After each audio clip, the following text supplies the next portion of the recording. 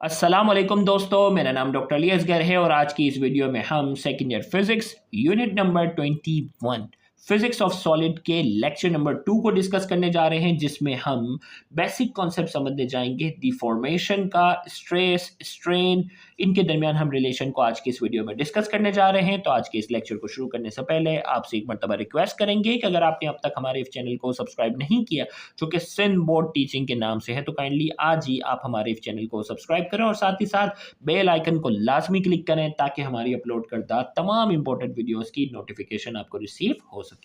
तो आइए स्टार्ट करते हैं डिफॉर्मेशन। सबसे पहले हम बात करते हैं डिफॉर्मेशन की डेफिनेशन।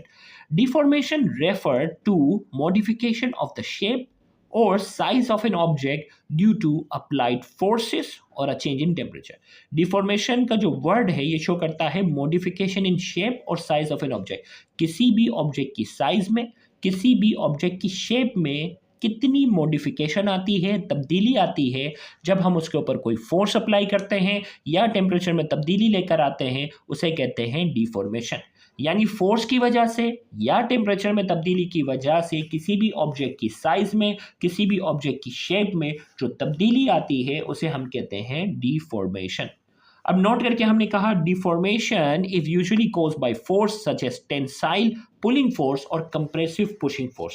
यहाँ अगर हम बात करते हैं कि ये जो डिफॉर्मेशन आती है, या तो ये टेंशन की फोर्स की वजह से, टेंशन में क्या कर रहे हैं कि यहाँ हम इसको स्ट्रेच कर रहे हैं, या कंप्रेशन में हम इसको क्या कर रहे हैं, कंप्रेस करते हैं। तो यहाँ इसकी साइज और शेप में जो अमूमन जो तब्दीली आती है उसमें हमारे पास फोर्स किस तरह की हो सकती है। हमने कहा ये फोर्स टेंसाइल फोर्स हो सकती है, जिसे पुलिंग फोर्स कहते हैं, किसी चीज़ को खींचना, और कंप्रेसिव फोर्स यानी किसी चीज़ को क्या करना, दबाना, पुश करना। ये हम यहाँ इसकी वजह से डिफॉर्मेशन आ सकती है। अब यहाँ हम कॉन्सेप्ट समझने जा रहे हैं स्ट्रेस और स्ट्रेन का। स्ट्रेस क्या है? It is usually defined as force applied to a material per unit area. Stress दर हकीकत वही प्रेशर वाली बात आ रही है, force applied to a material per unit area. एक पर्टिकुलर एरिया पर, एक पर्टिकुलर मटेरियल के जो पर्टिकुलर एरिया पर हम कितनी फोर्स अप्लाई कर रहे हैं उसे हम क्या कहते हैं, स्ट्रेस कहते हैं। या दूसरे अल्फाज में stress is a quantity which define the magnitude of force that cause deformation. दूसरी इसकी जो डेफिनेशन पॉसिबल है वो क्या है, ये वो क्वांटिटी है जो डिफाइन करता है कि कितनी फोर्स रिक्वायर्ड है डिफॉर्मेशन करने के लिए, यानी शेप में या स्ट्रक्चर में तब्दीली के लिए या साइज में तब्दीली के लिए कितनी फोर्स चाहिए, उसे हम कहते हैं स्ट्रेस। स्ट्रेन की अगर हम बात करते हैं, स्ट्रेन हमारे पास क्या है, strain is a measure of how much a material deform, stretches और compress when a force is applied to it.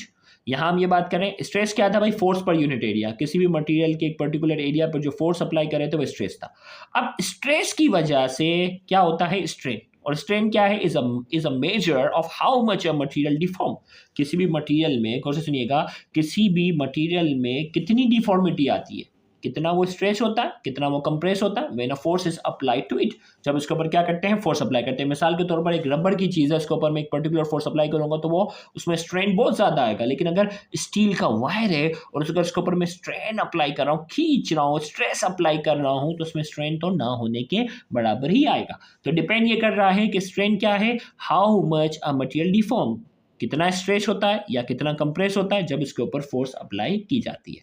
अब स्ट्रेन निकालने का हमारे पास जो फॉर्मूला होता है आगे न्यूमेरिकल में इस्तेमाल होगा। It is calculated by dividing the change in length bye the original length of the material. Strain की अगर हम बात करेंगे आगे न्यूमेरिकल में, इसका जो फॉर्मूला जो इस्तेमाल हो रहा होता है, इसमें हमारे पास क्या होता है, ये इसका फॉर्मूला हमारे पास जो होता है, change in length divided by strain, हमारे पास जो है डिवाइडेड बाय ओरिजिनल लेंथ।